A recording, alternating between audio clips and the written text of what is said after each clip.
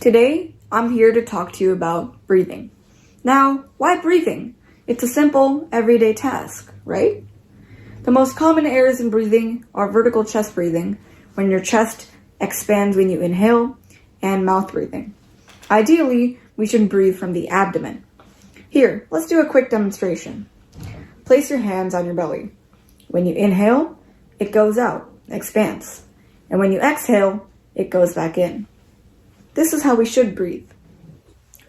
And this way of breathing is really beneficial for you. But before I tell you the benefits, let me tell you my story. When I was in 5th grade, my nose was always congested and I used to breathe really loudly. One day, a classmate told me, "Sparsh, can you just stop breathing?" And I was a little taken aback by this. So I went home and complained to my parents. My mom, who's a yoga teacher, said that we can start working on your breath. And I didn't listen to her until my seasonal allergies got so bad that year that I had to be put on a nebulizer. A nebulizer is a sort of breathing device. At this point, I realized that I needed to start working on my breath, and I did. I trained myself how to breathe the right way, and my breath got quieter. It got much better. What I'm here to tell you is, you should learn the right way to breathe too. As a student, the 3 main benefits to breathing correctly are focus, stamina, and sleep. Let's start with the first one, focus. Decades of research actually, have shown that every 90 minutes, your breathing switches from one nostril to the other. Your right nostril controls activity in the left hemisphere of the brain and vice versa. When both your nostrils breathe equally, your brain functions in an optimal and integrated manner. Now, when I started breathing this way, I could feel the effects of this almost immediately. I was focusing better in class, and it was easier to get my work done, less procrastination, if you will. Additionally, when measured using an EEG machine, it shows us that when we breathe unconsciously, our primitive fight or flight part of the brain is activated. And as soon as we turn our consciousness to our breathing, the cognitive frontal part of the brain is activated, hence improving focus and concentration when you breathe with your nose rather than your mouth. So now that we've covered focus, Now that we've covered focus, let's talk about stamina. When I say stamina, what do you think of? I personally think of long grueling hours out in the sun, or being able to hold a plank, or running. It doesn't have to be that physically exerting though. It can begin with the breath.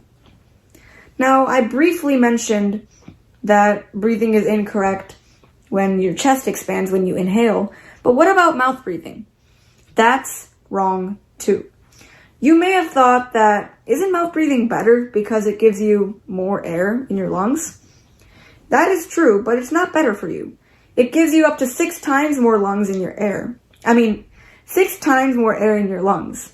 But it upsets the delicate balance that governs how efficiently you get oxygen to your cells. This is called the Bohr effect, named after this guy, Christian Bohr. So, mouth breathing also gives us less nitric oxide, which is something that helps improve blood flow in your body. So, when you breathe in through your nose, you get more amounts of nitric oxide, which improves your blood flow, which in turn improves your stamina because your muscles are getting the nourishment they need, hence improving their performance. So now that we've covered focus and stamina, let's talk about sleep. We spend almost 1/3 of our lives sleeping, but how can the quality of the sleep improve? Take a look at this. This is the top view of your diaphragm. In your diaphragm, there are 3 holes referred to as hiatuses in this picture. The vessels or blood vessels going through these holes get stimulated when you breathe through your diaphragm and give you the benefits of sleep and focus and stamina. Let me show you.